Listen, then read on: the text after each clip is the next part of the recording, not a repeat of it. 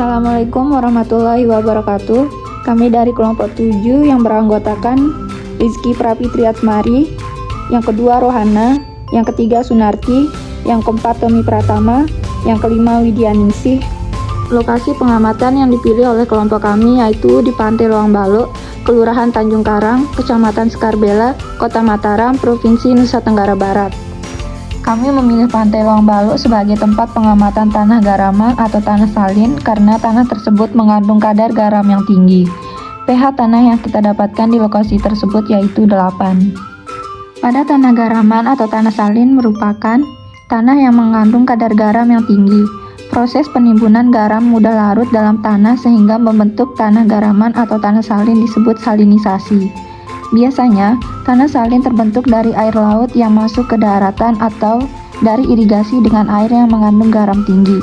Tanah salin biasanya terdapat di daerah kering atau semi kering.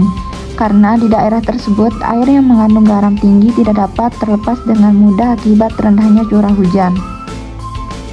Adapun beberapa cara menetralkan tanah garaman atau tanah salin yaitu: pertama, disiapkan tanah garaman atau salin sebanyak 5 gram yang diambil dari lokasi tempat kita mengukur pH tanah. Kemudian dimasukkan tanah tersebut ke dalam botol reagen yang telah disediakan di lab. Ditambah kapur sebanyak 3 sendok kecil ke dalam botol reagen tersebut dan ditambah aquade sebanyak 20 ml. Setelah itu dihomogenkan tanah tersebut selama 5 menit dan didiamkan selama 30 menit. Kemudian dibuka tutup botol reagen tersebut. Kemudian dimasukkan pH stick ke dalam botol dan diukur pH-nya sehingga didapatkan pH tanah menjadi netral yaitu 7. Pada tanah salin tidak semua tanaman dapat tumbuh dan berproduktivitas dengan baik.